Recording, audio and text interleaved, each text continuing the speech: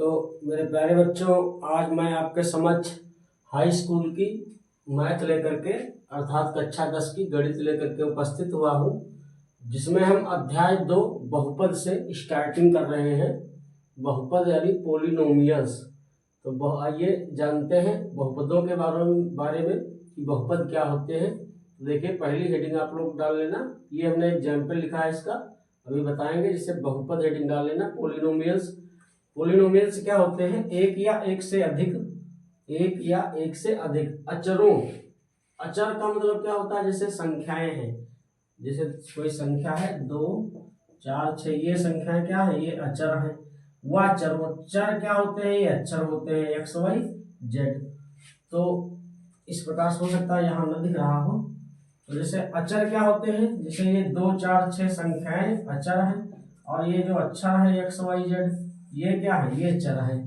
तो एक या एक से अधिक अचरों, अचर का मतलब नियत संख्याओं, जैसे 2 4 6, व चरों, यहाँ पर छूट गया था तो हमने अलग से लिख दिया है, अचरों व चरों से युक्त पद बीज गणितीय योग के रूप में प्रदर्शित हो। मतलब एक या एक से अधिक अचर व चर, अचरों व चरों से युक्त पद, एक या एक से अधिक अचरों व चरों से युक्त पद बीज गणितीय योग के रूप में। बीज गणितीय योग का रूप का मतलब होता है जब चिन्हों सहित जुड़े हो, जब कई पद अचरों के रूप में हो या चरों के रूप में हो। जैसे मान लीजिए लिखा है 3x, तो ये क्या है? ये चर है। और इसमें अगर हम 4 जोड़ दें तो ये क्या है? ये अचर है। तो यहाँ पर प्लस साइन लगा हो या माइनस साइन लगा हो, तो इस साइन को, मतलब इस चिन्ह सहित जो जोड़ होता है, इसको बीज गणितीय योग कहते हैं। चिन्ह के साथ में जो जोड़ होता है, इसको बीज गणितीय योग कहते हैं। तो एक या एक से अधिक अचरों व चरों से युक्त पद बीज गणितीय योग के रूप में प्रदर्शित हो, तो उस क्रम को हम क्या कहते हैं? बहुपद कहते हैं। जैसे मान लीजिए कोई बहुपद है, कोई पोलिनोमियल है px, p का मतलब पोलिनोमियल है, x का मतलब चर x के रूप में है। p का मतलब पोलिनोमियल है, x का मतलब x के रूप में है। तो px क्या है? जैसे a0 है, 0 को नाट पढ़ते हैं, a0 प्लस a1x या a0 plus a1x plus a2x square plus so on an x की पावर n के रूप में। इसमें जैसे यहाँ पर x नहीं लगा है तो ये अचर हो गया, और जिनके गुणे में x लग गया है या x स्क्वायर लगा है, ये सारे पद चर वाले पद हो गए। तो इस प्रकार से जो हमें क्रम प्राप्त होता है, इसको हम क्या कहते हैं? बहुपद कहते हैं। अब आइए देखते हैं बहुपद के प्रकार। बहुपद जो होते हैं वो प्रमुख रूप से कई प्रकार के होते हैं। जैसे कुछ प्रमुख प्रकारों का हम यहाँ पर वर्णन कर रहे हैं। वो क्या है? जैसे एक पदी है, एक पदी, मोनोमियल जिसमें केवल एक पद हो, जिसमें केवल कितने पद हो? एक पद हो। जैसे हमने यहाँ पर एक पदी का एग्जाम्पल दिया, जैसे 6x स्क्वायर, इसमें केवल एक पद है। या 3x कहीं पर लिखा है, मान लीजिए यहाँ पर तुम 6x स्क्वायर लिख देते हो, तो 6x स्क्वायर का मतलब इसमें कितने पद हुए? एक ही पद तो है। जैसे हम केवल x लिख दे तो कितने पद हैं? इसमें एक पद है। तो ये कैसा बहुपद है? ये एक पदी बहुपद है, यानी मोनोमियल है, जिसमें केवल एक पद है, उसे हम एक पदी कहते हैं। फिर द्विपदी क्या होते हैं? जिसमें दो पद हो। बहुत आसान। द्विपदी का मतलब दो पद वाला जैसे लिखा है 3x स्क्वायर प्लस 5। अब देखिए गिनिए, इसमें एक ये पद हो गया, एक ये पद हो गया, तो इस प्रकार से कुल कितने पद प्राप्त हैं? 2 पद इसमें प्राप्त हैं, तो हम इसे द्विपदी बहुपद कहेंगे।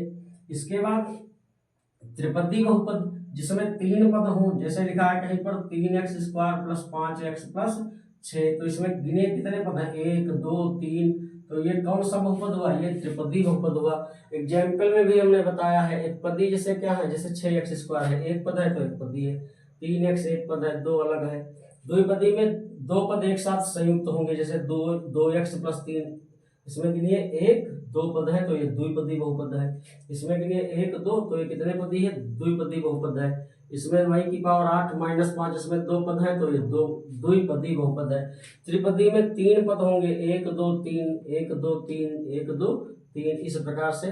तो उम्मीद है ये बात बच्चों आपके समझ में आ गई होगी कि एक पदी, द्विपदी और त्रिपदी बहुपद क्या होता है। जिसमें केवल एक पद हो, एक पदी बहुपद। जिसमें 2 पद संयुक्त हो प्लस माइनस चिन्ह के द्वारा, वो द्विपदी बहुपद। और जिसमें 3 पद हो चिन्हों के साथ, प्लस माइनस चिन्हों के साथ, उसे हम त्रिपदी बहुपद कहते हैं। इसके बाद आता है शून्य बहुपद। शून्य बहुपद क्या होता है? वह बहुपद जिसके सभी गुणांक शून्य हो, वह बहुपद जिसके सभी गुणांक क्या हो? शून्य हो, उसे हम क्या कहते हैं? उसे हम शून्य बहुपद कहते हैं। जैसे यहाँ रब किए देते हैं शून्य बहुपद का एग्जाम्पल। आपको अगर लिखना है तो कोई ऐसा व्यंजक लिखिए जिसके सभी गुणांक क्या लिख देना? 0 लिख देना।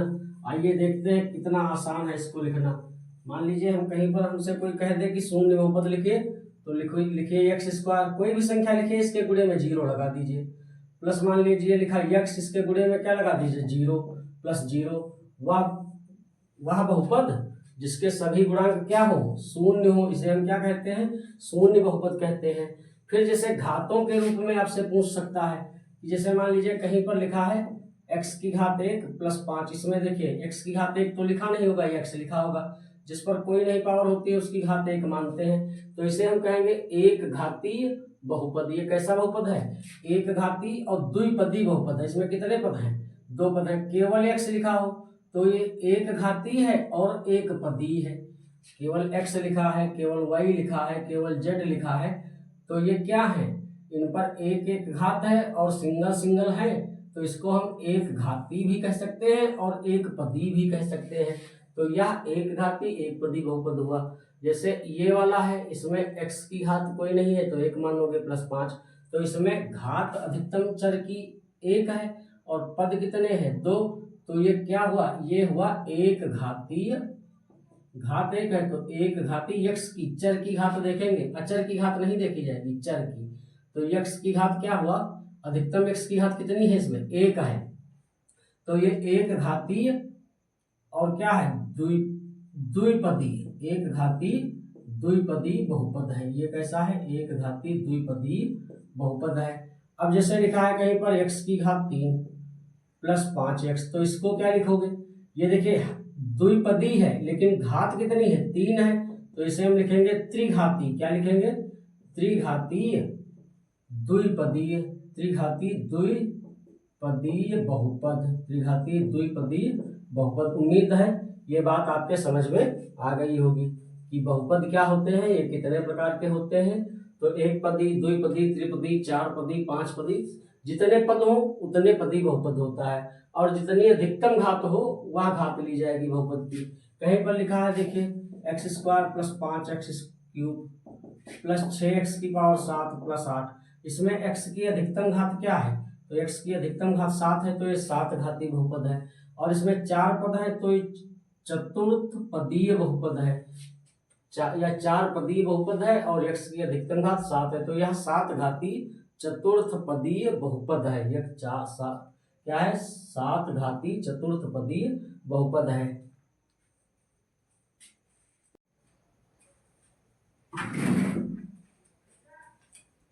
तो बच्चों एक्सरसाइज आपकी 2A है और 2A से हम शुरुआत कर रहे हैं। फिलहाल हम आपको मनोहर रे की किताब से पढ़ा रहे हैं। इसमें NCERT के भी प्रश्न मिलाते रहेंगे और अगर आपका कोई क्वेश्चन फंसता है तो हमें कमेंट करके एक्सरसाइज नंबर और क्वेश्चन नंबर बताना, तो हम आपको सॉल्व करके वीडियो के माध्यम से प्रोवाइड कराने की कोशिश करेंगे। आइए देखते हैं पहला प्रश्न क्या है। किसी बहुपद fx के लिए, कोई बहुपद है fx का मतलब f का मतलब फंक्शन है और x के टर्म में है। f का मतलब फंक्शन है, x के टर्म में है मतलब चर x है। तो किसी बहुपद fx के लिए y बराबर fx, y बराबर क्या है? fx के ग्राफ दिए हैं, मतलब y जो है fx, y बराबर है fx के। ये जो फलन है f, ये x के पदों में दिया है इस टाइप से। जैसे कहीं पर लिखा हो, मान लीजिए लिखा है y बराबर x square plus 5x plus 6, तो यहाँ पर देखिए y का मान किसके पदों में है? x के पदों में दिया है। तो जब y का मान x के पदों में दिया हो तो उसी को हम fx लिख लेते हैं, यानी y बराबर क्या होता है? fx के ग्राफ दिए हैं, कुछ नीचे ग्राफ दे रखे हैं। प्रत्येक ग्राफ में fx के शून्यकों की संख्या ज्ञात कीजिए। थोड़ा ये हम शून्यक बताते हैं क्या होते हैं। शून्यक x के वह मान होते हैं जो दिए गए समीकरण में रखने पर समीकरण को संतुष्ट करते हैं। जैसे उदाहरण के तौर पर मान लीजिए लिखा जाए 2x - 2 बराबर 0। इसमें आप x का कौन सा मान रखोगे कि एलएचएस किसके बराबर हो जाए, आरएचएस के। तो जो x का मान निकलेगा उसे हम शून्य कहेंगे। जैसे इसको हम सरल करें तो लिखेंगे 2x बराबर -2 इधर आएगा प्लस का, तो x बराबर 2/2, 2 से 2 कटेगा कितनी बार, एक बार। तो x का मान क्या निकला, 1। मतलब किसी समीकरण में, किसी बहुपद में, 2 घात समीकरण में, 3 घात समीकरण में, क्वाड्रेटिक इक्वेशन में, किसी भी इक्वेशन में x के वह मान जो दिए गए समीकरण को या पद को संतुष्ट करें, x के लिए शून्य कहलाते हैं। जैसे मान लीजिए 2x - 2 दिया था बराबर 0, तो हमने इसको सरल किया, 2x बराबर किया, 2 इधर आया प्लस का, तो x बराबर जो करेंगे तो 2 और ये गुणे की संख्या बराबर में बटे में आएगी, 2 से 2 कटा एक बार। अब x का मान हमारे पास क्या आ गया, 1 आया।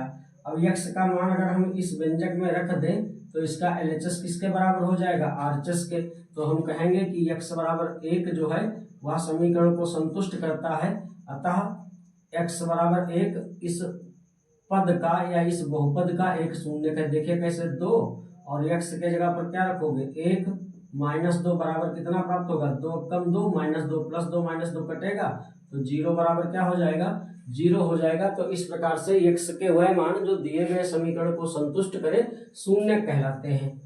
आइए इसके बाद देखिए, ये जो खड़ी पड़ी लाइनें होती हैं, ये वाली लाइन x अक्ष होती है, ये पड़ी लाइन x अक्ष होती है, खड़ी लाइन क्या होती है, y अक्ष।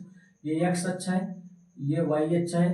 इनका कटान बिंदु जो होता है इसे मूल बिंदु कहते हैं, x अक्ष। पड़ी लाइन को x अक्ष कहते हैं, खड़ी लाइन को y अक्ष कहते हैं। इनके कटान बिंदु को मूल बिंदु कहते हैं। इधर x अक्ष को x लिखा जाता है तो इधर x डैश लिखा जाता है, ऊपर की ओर y अक्ष को y लिखा जाता है तो नीचे y डैश लिखा जाता है। मूल बिंदु के दाईं ओर x अक्ष की धन दिशा होती है, मूल बिंदु के बाईं ओर x अक्ष की ऋण दिशा होती है। y अक्ष में ऊपर की ओर y अक्ष की धन दिशा होती है, y अक्ष में नीचे की ओर y अक्ष की ऋण दिशा होती है।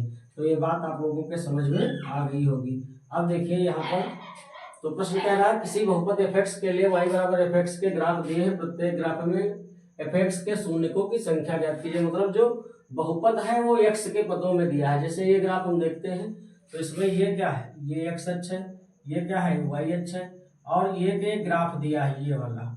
ये ग्राफ आप देखो कि x अक्ष को कितने स्थानों पर काट रहा है, उतने ही शून्य होंगे। कोई ग्राफ मान लीजिए कोई फलन है जो fx के टर्म में है, तो वह ग्राफ x अक्ष को जितने स्थानों पर काटेगा, अगर y बराबर fx कोई फलन है तो उसका ग्राफ x को जितने स्थानों पर काटेगा उतने ही शून्यकों की संख्या होगी, उतनी ही शून्यकों की संख्या होगी। जैसे यह ग्राफ x अक्ष को एक स्थान पर काट रहा तो उसमें शून्यकों की संख्या कितनी होगी, 1। तो आपका इसमें आंसर कितना होना चाहिए, इसमें आंसर होना चाहिए आपका 1, क्योंकि यहाँ पर ये ग्राफ देखिए ये x अक्ष है ना, तो x अक्ष को इस स्थान पर काट रहा है, एक स्थान पर, तो इसमें शून्यकों की संख्या क्या होगी, 1। तो पहला आंसर आपका क्या होना चाहिए, 1। इसमें देखिए ये x अक्ष है, ये क्या है, बड़ी लाइन x अक्ष है, खड़ी लाइन y अक्ष है। इसमें जो ये ग्राफ दिया है ये x अक्ष को तो कहीं कट नहीं कर रहा है, ये किसको काट रहा है, y अक्ष को। और जबकि फलन है तुम्हारा x के पदों में, तो जब x के पदों में है, x को कहीं पर काटता नहीं, तो इसमें शून्यकों की संख्या 0 हो जाएगी। तो इसका आंसर आपका क्या होना चाहिए, 0। क्यों 0 होगा, क्योंकि इस ग्राफ ने x अक्ष को किसी भी बिंदु पर काटा नहीं है, इस ग्राफ ने x अक्ष को किसी भी बिंदु पर काटा नहीं है, अतः इसमें शून्यकों की संख्या क्या होगी, 0 होगी। शून्य का मतलब x के मान, कोई भी x का मान प्राप्त नहीं होगा, तो x का मान इसमें 0 होगा। आइए बढ़ते हैं तीसरे क्वेश्चन की ओर। इसमें देखिए ये x अक्ष है, ये y अक्ष है, इनका कटान बिंदु मूल बिंदु है। इसमें किस प्रकार से ग्राफ दिया गया है, ये ग्राफ दिया गया है। ये ग्राफ आप देखिए x अक्ष को कितने स्थानों पर काटता है, हमको y को नहीं देखना है। जब x के टर्म में है, बहुपद है, तो हम ये देखेंगे कि ग्राफ x अक्ष को कितने स्थानों पर काटता है। देखिए x अक्ष को ग्राफ सिर्फ एक ही स्थान पर काट रहा है, यहाँ और यहाँ, तो y अक्ष को काट रहा है। ये कौन सा अक्ष है, y अक्ष है, तो इस बिंदु पर भी y अक्ष को काट रहा है, इस बिंदु पर भी y अक्ष को काट रहा। y अक्ष से हमको मतलब नहीं है, हम ये देखेंगे कि ग्राफ x अक्ष को कितने बिंदुओं पर काटता है। तो x अक्ष को ग्राफ सिर्फ एक बिंदु पर काटता है, तो इसमें शून्यकों की संख्या 1 होगी। इसका मतलब आपका आंसर क्या होगा, इसमें आपका आंसर 1 रहेगा। इसके बाद बढ़ते हैं अगले प्रश्न की ओर। इसमें देखिए ये x अक्ष है, बड़ी लाइन x अक्ष है, खड़ी लाइन y अक्ष है। कटान बिंदु इनका मूल बिंदु है, एक्स अक्ष वाई अक्ष जहाँ पर एक दूसरे को काटते हैं उसे मूल बिंदु कहते हैं। इसमें देखिए इस प्रकार से एक ग्राफ दिया है, यह एक्स अक्ष को कितने बिंदुओं पर काटता है, यहाँ जब काटता है तो ये वाई अक्ष को काटता है, इससे तुमको कोई मतलब नहीं है। देखिए एक बार ये यहाँ पर एक्स अक्ष को काटता है, एक बार यहाँ पर काटता है। कितने स्थानों पर एक्स अक्ष को काटता है, 2 स्थानों पर। तो आपका आंसर कितना होना चाहिए, इसमें शून्यकों की संख्या कितनी होगी, 2 होगी, यानी एक्स के इसमें 2 मान प्राप्त होंगे। इसके बाद अपने इस ग्राफ पर आते हैं। इसमें भाई देखिए ये ग्राफ एक्स अक्ष को कितने स्थानों पर काटता है, गिनिए 1 2 3। यहाँ पर ये वाला जो स्थान है ये तो वाई अक्ष का है, वाई अक्ष वाला हम कटान बिंदु नहीं लेंगे, हमको एक्स अक्ष वाले कटान बिंदु चाहिए। तो एक्स अक्ष के कितने कटान बिंदु इसमें प्राप्त हुए, 1 2 3। तो इसमें शून्यकों की संख्या क्या होगी, शून्य का मतलब एक्स के मान अगर हम निकालें इसमें तो कितने हमको मान प्राप्त होंगे, 3 मान प्राप्त होंगे। तो इसमें आपका आंसर यानी शून्यकों की संख्या 3 होगी। अगर बढ़ते हैं इस अगले प्रश्न की ओर, ये चौथा था, ये आपका 5वां है और ये आपका छठा प्रश्न है।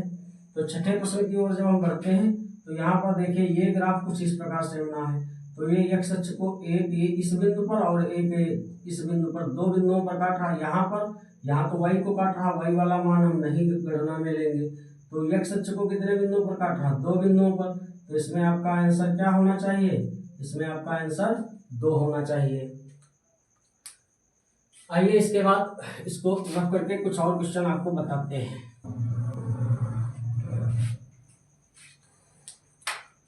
तो आइए बढ़ते हैं बच्चों अगले प्रश्न की ओर। तो अगला ये 7 नंबर है, ये 8 नंबर है, ये 9 नंबर है। इसमें भी आपको शून्यकों की संख्या ग्राफ के माध्यम से ज्ञात करनी है। आइए देखते हैं ये वाला ग्राफ एक्स अक्ष को कितने स्थानों पर काटता है। तो वह स्थान हम गिनेंगे। देखिए यहाँ पर तो ये वाई को काटता है, इस स्थान से हमको कोई मतलब नहीं क्योंकि ये वाई अक्ष है और ये एक्स अक्ष है। तो एक्स अक्ष के स्थान गिने। देखिए यहाँ पर एक्स अक्ष को काट रहा है, यहाँ पर काट रहा 2, यहाँ पर काट रहा 3, यहाँ पर 4। तो इस प्रकार से तुमको कितने स्थान प्राप्त हुए, 4 स्थानों पर यह ग्राफ एक्स अक्ष को काटता है। अतः इसमें शून्यकों की संख्या कितनी होगी, 4 होगी। तो आपका आंसर क्या होना चाहिए, इसमें 4 होना चाहिए। इसमें बढ़ते हैं 8 नंबर प्रश्न की ओर। तो इसमें देखिए शून्यकों की संख्या क्या होगी। यहाँ पर ये जो वृत्त है मूल बिंदु के चारों ओर, ये एक्स अक्ष और वाई अक्ष का कटान बिंदु मूल बिंदु है। ये ग्राफ एक्स अक्ष को एक बार यहाँ पर काट रहा है, एक बार यहाँ पर काट रहा है। वाई को कहाँ कहाँ काट रहा, तुमसे कोई मतलब नहीं, तुमको देखना है कि एक्स अक्ष को कहाँ कहाँ काट रहा। तो 2 स्थानों पर काट रहा, तो इसमें एक्स के 2 मान प्राप्त होंगे। अतः इसमें शून्यकों की संख्या 2 होगी। आपका आंसर क्या होना चाहिए, 2 होना चाहिए। इसके बाद बढ़ते हैं प्रश्न नंबर 9 की ओर, जो एक डमरू की आकृति में दिया गया है। इसमें देखिए वाई को ये कहाँ काट रहा है, इससे कोई मतलब नहीं। एक्स अक्ष को देखिए तो एक्स अक्ष को एक बिंदु पर, ये दूसरे बिंदु पर, ये तीसरे बिंदु पर, ये चौथे बिंदु पर। तो 4 बिंदुओं पर एक्स अक्ष को ये काट रहा है। अतः इसमें शून्यकों की जो संख्या होगी वो 4 होगी। आपका आंसर इसमें कितना होना चाहिए, 4 होना चाहिए। तो उम्मीद है बच्चों ये प्रश्न आपके समझ में आ गए होंगे।